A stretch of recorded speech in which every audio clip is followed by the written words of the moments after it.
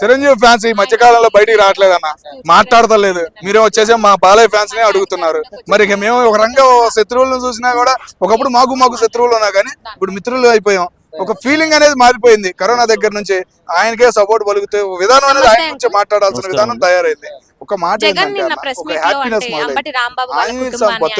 చిరంజీవి గారు తెలుసో తెలీదు, ఈ సంవత్సరం 2026 అంటేనే ఆంజనేయ స్వామికి ఇష్టమైన సంవత్సరం కాబట్టి బాగా హ్యాపీనెస్ తో హ్యాపీ మూమెంట్ తో ఆయన బయటికి సాగుతున్నాడు. చాలా హ్యాపీగా నవ్వుతూ రోజు ప్రతి రోజు నవ్వు విలువ ఏంటనేది ఈ సంవత్సరం చిరంజీవి గారి మొహంలో మాకు కనపడింది. ఆ హ్యాపీనెస్ తోనే వెళ్తున్నాడు. కొంతమంది ఉంటారు సైకో పిల్లర్లు అనకూడదు, ఆ సైకో పిల్లర్లు అనే వాళ్ళు ఏడ్చే వాళ్ళు ఎక్కువైపోయారు ఈ మధ్య కాలంలో. చూడలేకపోతున్నారు, వాళ్ళలో వాళ్ళే ఏడుపులు ఎక్కువైపోయినాయి. కొద్దిగా దూరంగా పెట్టినా గానీ దగ్గరికి వస్తామంటారు, పేర్లు చెప్పకూడదు. మరి అంత దారుణంగా తయారయ్యారంటే ఏడమంటారు ఆయన ఏడిపోయి వాళ్ళకి కలిసి వచ్చింది.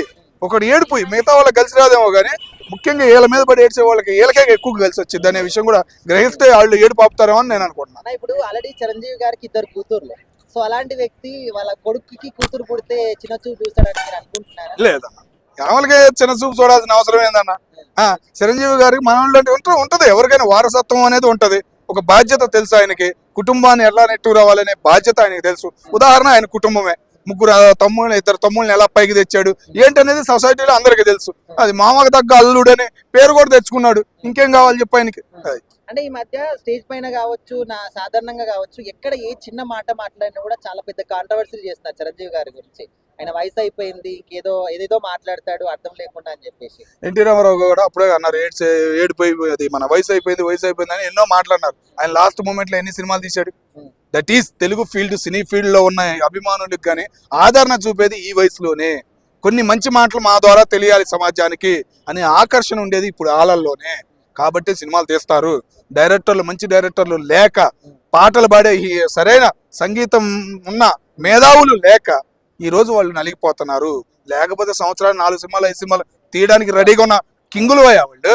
నిర్మాతలను సరైన పాటలను సరైన కథలు తీసుకుని వెళ్ళమను దించిపారు తెగుతారు. నెలకో సినిమా అంత ఉంది ఒక్కొక్కరి దగ్గర. చిరంజీవి గాని, బాలకృష్ణ గాని, శ్రీకాంత్, మన వెంకటేష్ గాని, వీళ్ళందరూ మరి తక్కువ అంచనా వేయకూడదు ఎవరినైనా. కానీ ఏడ్చే సైకో పిల్లర్లు ఉండాలి చూసావా, వాళ్ళ వల్ల కొద్దిగా అక్కడక్కడ తెలుస్తున్నాయి. మన సోషల్ మీడియా మాట్లాడినా కానీ అన్ని చూస్తున్నారు.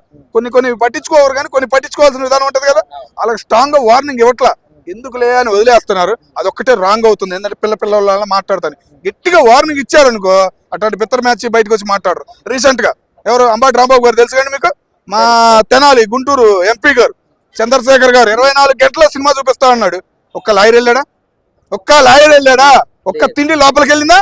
దట్ ఈజ్ తక్కువ అంచనా ఎవరిని వేయమాకండి. ముఖ్యంగా గుంటూరు, కృష్ణా జిల్లా అభిమానులు ఉంటారు, అభిమానులు పెంచుకుంటారు, ఎక్కడికైనా స్ట్రాంగ్ గా ఉంటారు అనేది గుర్తించాలని చెప్పేసి మేము కోరుకుంటున్నాం.